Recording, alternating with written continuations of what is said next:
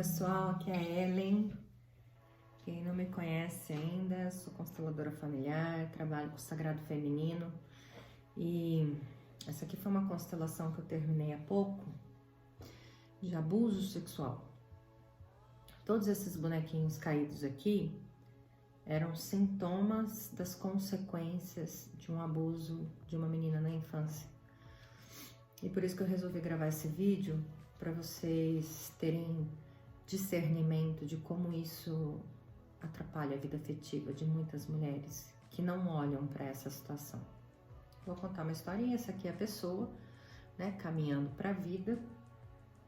Essas bonecas maiores caídas são as antepassadas, né? Então ela é filha de uma mulher que foi abusada, filha de talvez uma mulher que nem saiba que foi abusada, mas assim, às vezes foi tocada na infância, a avó e a bisavó também. Então a ancestralidade dela era de mulheres que tinham sofrido abuso. Eu não sofri abuso. Vou explicar para vocês. Existem estatísticas de uma psiquiatra, doutora Leonora, super conceituada aqui no Brasil. Ela diz que de cada 10 mulheres, 9 sofreram abusos. O abuso nem sempre é algo que você lembra, e se não é algo que você lembra, é algo que você não tem consciência que aconteceu. Então, se às vezes algum homem, um vizinho olhou para você de uma forma diferente quando você era criança, isso já é considerado abuso, porque ele olhou para você explorando algo em você desde pequeno.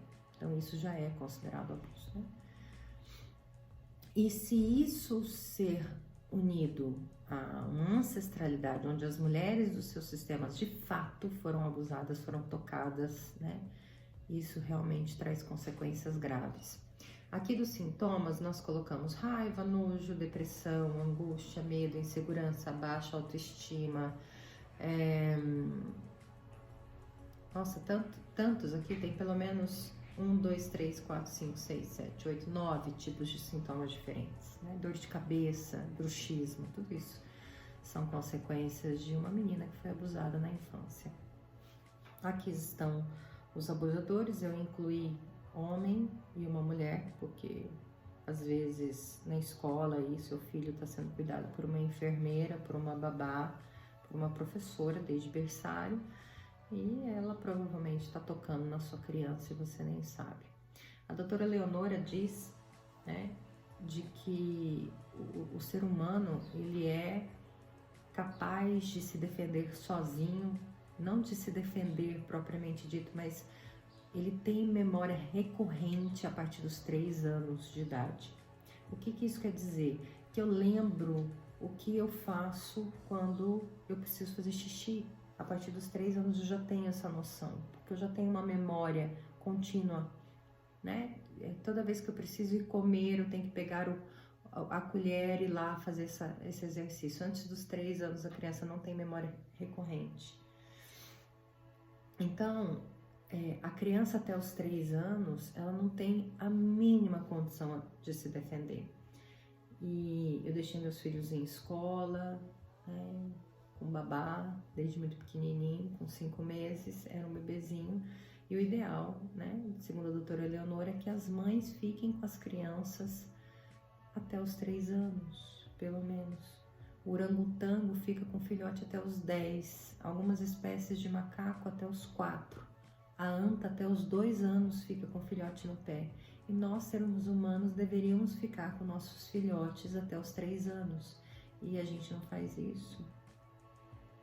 Então essas crianças são expostas de verdade a situações muito perigosas, principalmente a situação de abuso, de ter a parte sexual estimulada, tocada desde muito pequenininho. E a gente não tem consciência que isso acontece, e acontece. E esses impactos na vida adulta, na vida afetiva, são tão profundos e geram os casos de feminicídio que a gente está vendo, porque essas crianças, essas meninas, esses meninos são separados da mãe, que é a nutrição amorosa maior. Muitas vezes, se não estão separados, essa mãe também sofreu abuso, então ela não consegue ter atenção contínua de amor a essa criança, porque o abuso deixa a pessoa desnorteada, ele traz uma uma sensação de que você não é dono do seu corpo, você não é dono da sua vida, da sua cabeça. Você precisa ser explorado o tempo todo, né? Então, assim, o que acontece na psique de um ser que foi abusado na infância, ou de uma mulher que sofreu abuso em qualquer fase da vida, ou de uma mulher que sofreu porque a mãe tinha sido abusada e essa mãe não conseguia prestar atenção nela, porque a mãe estava presa nas suas próprias emoções, não conseguia ser mãe. Isso gera consequências terríveis. E as mulheres ainda querem ter uma vida afetiva saudável. Impossível, impossível. Precisa olhar para isso.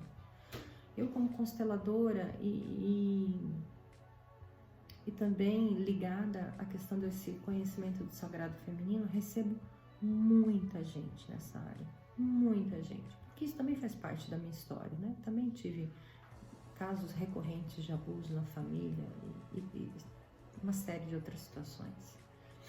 E às vezes a gente acha que o problema é isso, que o problema é aquilo, que o problema é a mãe, que o problema é o pai, que o problema é...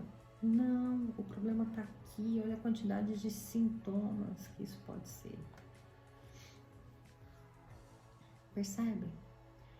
Se você passou por isso, se você tem uma necessidade de exploração, né, de dependência, se você tem uma necessidade de ser suprida afetivamente, se você tem uma necessidade de sexo contínuo, se você tem medo de sexo.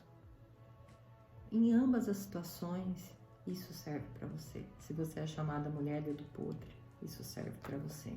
As dedo podres todas têm situações abusivas na sua história ou na história da sua família. E lembrem-se disso, né? A ONU considera 7 em cada 10 mulheres tenham sido abusadas, mas essa psiquiatra considera 9 em cada 10. E isso impacta na sua vida de uma forma geral. Se você tem pudor ou se você tem excesso de não pudor, tudo isso tem consequências.